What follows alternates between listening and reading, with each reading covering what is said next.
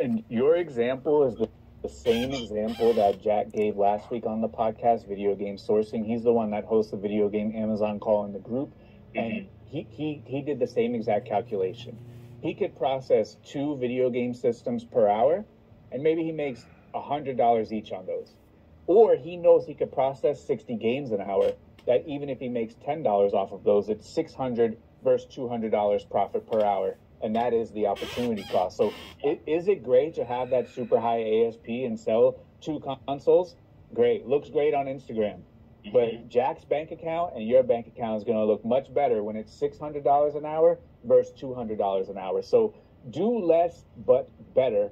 The addition by subtraction, I think, is a huge, huge, huge key. And I think for me, my entire life, it's been very easy for me to say no.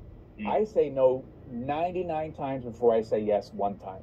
So for people, and I know this is a struggle for a lot of people, saying no to opportunity is a struggle.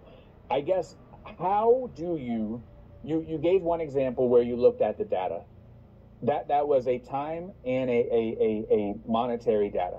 You know, this much time will give me this much money.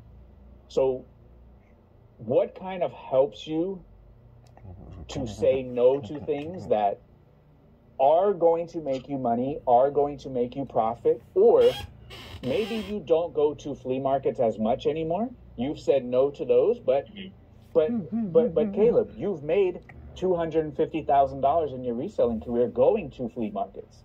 Yeah. So at the time, that was the best opportunity for you. That was your best opportunity cost for time and for money. But we graduate, and you know, we all have this idea of, you know, we're here, we want to get here, and we have this line.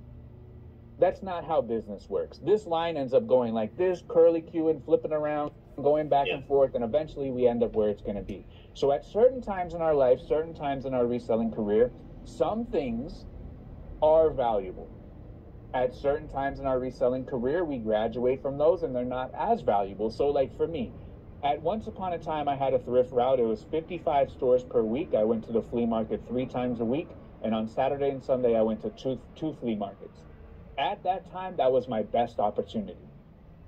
When the shutdown happened and I learned to collaborate, and I learned to leverage my money a little bit once I have built the bankroll,